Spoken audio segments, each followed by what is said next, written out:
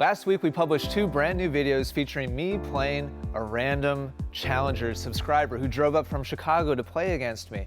And in just a few days, there's over 700 comments on those 2 videos. And so in this video, I wanted to respond to some of that feedback and also kind of break down the match and do some analysis of what happened when I played against Sean. And first and foremost, I just want to respond to all the positivity and just the general feedback from people saying that you really enjoyed the format, you enjoyed Sean and I kind of doing the confessional cams and talking about our mindset and our strategy and our tactics and our shifts and where we're aiming and all that sort of thing. I want you to know there's a lot more of that match play coming, in addition to me training and working with Coach Eric on my game. So much more of that on the way. So the first topic I want to talk about here is Sean himself. Let's talk about Sean. I just grabbed a couple of comments here. Those of you talking about kind of his personality, his character, how open he was on camera, how good he was on camera for never having done this before. He'd never seen himself on video before playing tennis. So his bravery in coming up here, playing me on a court he'd never played on before, in front of cameras, knowing it was going to go out to YouTube. I just want to, just one more time, just say thank you to Sean, along with all the rest of you. Sean, we all respect you so much, and so many people. There's somebody here. Yeah, it helps all of us. Totally agree with that comment. The more normal I think we can make this, the better tennis becomes, because we all become better educated about what real tennis looks like. And I'm really passionate about bringing that to all of you. So let's talk about some specific comments about the match play specifically. And the first theme I want to go over, which I think is really important, and I touched on briefly in kind of the post-match comments, is the whole idea of relative challenge. The interesting thing about levels in sports is that when you play a weaker opponent, you appear to the casual observer to be at a higher level than if you played against a stronger one. When you play a better player like Ira, it's hard to look good. Totally true. The trolls from the last video haven't grasped this concept. There's other people, as usual, saying that I'm not the level that I said, or Sean's not the level that he said. But the reality is, when you play somebody and you're significantly stronger, the perception of your level of play really kind of increases. Meanwhile, when you're playing somebody who's much stronger than you look like you've got nothing. Like you've got no weapons, you have no offense. You're a pusher, whatever, when you're out of control of the points. And that was reflected in a lot of comments. It looked like Sean didn't have any weapons or plan to win this match. Besides, he didn't change anything in his play in his second set. At least he didn't try to serve and volley. What a lot of people don't realize is that against a significantly stronger player, all of your options are effectively taken away. When I played against Ira, he was on top of me so quickly and with so much pace and with so much authority, I had none of the options that I wanted to. Now, in hindsight, in complete transparency, as I said in my breakdown, I should have tried more. And so, but again, in that moment where you're kind of overwhelmed, it's hard to step back and say, okay, what haven't I tried yet? When you're just kind of getting steamrolled. And that's what I think happened to Sean in the second set as we played each other. And so what was really kind of interesting to me as well is just that relative nature of what is a weapon? What is a strength? What is offense? Like a ball that's hard for me is not hard to a professional player. And a ball that was hard for Sean didn't challenge me a lot. And a ball that's a hard shot for a 3-5 player would not challenge Sean. And so there's all these levels of play.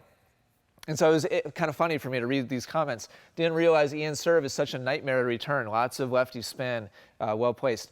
Yeah, Ira neutralized my serve incredibly well. So if you watched me play Ira, you could easily walk away saying, oh, so much for lefty spin. Or I guess Ian's serve just doesn't really move a whole lot. But against Sean, same serve, Sean was really struggling with it. He wasn't as acclimated to that type of serve as Ira. And then here, I underestimated your attacking ability because of how little you attacked against Kevin and Ira. This is so important because against Kevin and Ira, they were dictating to me. Like, I didn't have the luxury of enough time to feel comfortable with the skills I had in that moment to step in and like rip a shot, because I was being dictated to. And in this match against Sean, I was doing the dictating. And so it showed a very different side of my game. Whereas previously you saw me scrambling and playing defense and just like trying to get them to mess up and make a mistake, here I was able to actually control points. Not a lot of pace, but you hit with solid placement and consistency. And when you came to the net, you handled everything well. If you're at blah, blah, blah, you get the idea. What's really endlessly interesting to me is when you look at this comment and you look at the comment that's next to it on YouTube. Here's that same comment. I underestimated your attacking ability. So there's one person here in the comments saying, oh, wow, you actually have more weapons than I thought you did. Right below this comment on YouTube is this one. I'm a beginner at tennis, and please tell me if I'm wrong. To me, it seems like your style of tennis is a lot more defensive than offensive. These two people watched the same video, the same match of me against the same opponent. One person saying, wow, you're attacking really well. And somebody else saying, wow, you're really defensive, aren't you? And so granted, it appears that this person doesn't have a whole lot of experience. Maybe they don't realize the gap between what it looks like on video versus what is actually happening on the court. All those sorts of things, come into play. But this continues to kind of fascinate me that people can watch the same players play tennis and have completely opposite opinions of what they're watching. And this is why videoing yourself continues to be my #1 suggestion if you're serious about improving at the game of tennis. If you like what you're seeing and you're serious about improving your game, I highly recommend you go to essentialtennisacademy.com. This is the inside of the members area, and within Academy, there's all these different categories of coaching, tons of different lesson modules that cover every part of the game, and you can check it out for free right now at essentialtennisacademy.com. The next theme I'd like to dive into is all the feedback and comments that I saw about my backhand development, which if you've been following along here on the channel, you know I've been working hard to try to develop a topspin one-handed backhand, which I've never had. 30 years of being in the game as a player, as a coach, I've never truly been able to hit at least not a heavy, topspin backhand. First of all, I just want to say thanks to those of you who saw that I was making an attempt. I didn't, stick with it the whole match, but I hit, especially on the return of serve, I probably had a half a dozen or so. And during rallies, I had a couple more, maybe 2 or 3 or something like that, maybe another half dozen. So there's a couple here and there, but most of my backhands still were slice. And some of you were disappointed with that. I want to show a couple of those comments. A little disappointed you didn't stick with topspin. Only way to get confidence is in using it in matches, even if it means losing. To a certain degree, I agree, and I'm going to touch on this in a second. You must get the courage to use your backhand drive more often than your slice. Otherwise, all your training is going to be wasted.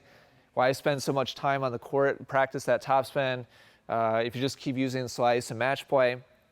And then I thought you were going to try to hit more topspin backhands. So a lot of people looking for me to just basically go all in and make the switch. And so for me, I understand. Those of you making these comments, I totally get where you're coming from. And at a certain point, I'm going to have to kind of take the plunge and really kind of commit to it. I get that. And this match may have been a good opportunity to do that. What I'm weighing, and I think developmentally the important thing, is being able to judge what the level of challenge is exactly. So let me draw this for you really quick. Let's say that this curve represents the kind of mastery of topspin backhand. And this is like Dominic Thiem up here. And this is like just learning how to do it. This is like the beginning stages of maybe just doing some shadow swings. And then like right here is like I'm dropping and hitting. And then right here is like maybe an easy feed with the ball machine. And just for the sake of illustrating this, let's say that playing against Ira was like challenge level all the way up here. And this would be like the biggest challenge I could possibly have, but I can still do my one-handed backhand. As you learn a new skill, you unlock the ability to use it under more and more and more stress. And I would say right now, as I train and as I practice, Coach Eric is starting to push me with it a little more. And with the ball machine, I'm starting to do movement. I'm starting to do high contact points. And so it's getting better. And so I would say maybe I'm somewhere like in here right now with my development of the topspin, my brand new backhand. Sean, he was really close. I felt like it was right on the edge. His level of challenge for me was probably like in here. And it fluctuated a little bit. Some shots I could do it. Other shots, it was too much challenge. And so I knew that if I tried the new one, it would just, the technique would be kind of a garbled like mess or combination of my old one and the new one. That's not helpful. Like, that's not going to move me forwards. If I just say, oh, that's it, no more slices, I'm going all in on the topspin backhand, but I play Ira, all of this area in here is all too much stress and too much challenge for me to actually do it right. And so I'm not actually moving in the right direction. Sure, I might be hitting like drivey type shots, maybe a little bit of forward rotation, but my level of challenge and panic is so high that the quality of the repetition is very, very, very low. When the quality of repetition is low, then you're not moving in the right direction. Remember, practice doesn't make perfect. Perfect practice makes perfect. It has to be the right repetitions or I won't move in the right direction. So Sean was really close. And so I was able to pull some off and do reasonably well. And so I'm happy with that step in the right direction. So for all of you who were kind of disappointed by it, I'm sorry, but I'm making progress. And these were the first match points that I've ever hit a real topspin one-handed backhand in. So I'm really happy with that. And I'm going to continue to develop. And hopefully a month or two from now, I'll be somewhere like in here. And a year from now, or whatever, I don't know what the timeline is, but eventually, yeah, I want to be able to go toe-to-toe, like with Ira's forehand. Like, that's my goal, big picture. But it's not going to just happen because I decide that I'm not going to slice anymore. So a little bit of just a couple thoughts on that. A couple of you mentioned the forehand. Improvement on the backhand side is evident, but I was more impressed by your forehand improvement. If you've been watching my training sessions with Eric, you know that that's been a big focus point. And if you listened to my commentary during the match, you would have heard that that was my big focus, was like, this is perfect speed for me to practice hitting a heavier forehand, loosening my hand, relaxing my arm, and hitting the ball with heavy topspin. Because that's not a natural thing for me to do. I have to work on that. I have to train that. And so thank you to those of you who kind of took notice of that. And as we continue to publish training sessions, you're going to see more and more emphasis by Eric on me loosening up, hitting the ball really aggressively and loosely to create the spin that I need. One more quick kind of tactical comment. That was, I saw several people talking about this, the fact that I was way back behind the baseline. That was especially true for the return of serve. You're not playing Ira, so shed some light on your strategy. Do you need to work on hitting the balls on the rise? Yeah, I definitely do. And you're going to see that focus with Eric in the coming kind of next few sessions that we publish as I'm working with Eric. That's definitely, I have kind of a tendency to hang back and wait for the ball to drop. And I think for these first couple matches, that's been necessary for me to find some rhythm and some timing, which I talked a lot about in the commentary in my match against Eric. So yes, it's something I'm definitely working on, and you're correct. It's something I need to take the ball sooner and higher in order to have a chance against a player like Ira. Last kind of theme, lots of you asked, is this going to be Green Shirt Guy, AKA most exhausting tennis player from the Tennis Troll channel? It's coming. I just confirmed everything. So I will be playing him. I released another video just a couple days ago in the timeline here, confirming that it is happening. If you're excited about that, please click the like button. It's something I'm really excited about, and I'm looking forward to that clash of styles. I'm looking forward to the struggle of me trying to dictate and him doing his thing. Like, he's really skilled and talented at just getting the ball back in play, and even frequently actually attacking. So it's going to be interesting to see what happens. So if this video is helpful, kind of breaking down my thought process and going over a bunch of your comments and giving feedback. Click that like button. If you're excited for the green shirt guy match, click the like button as well. Let me know in the comments down below what I should be focusing on in order to give myself the best chance against him. Thanks for watching. Catch you in the next video.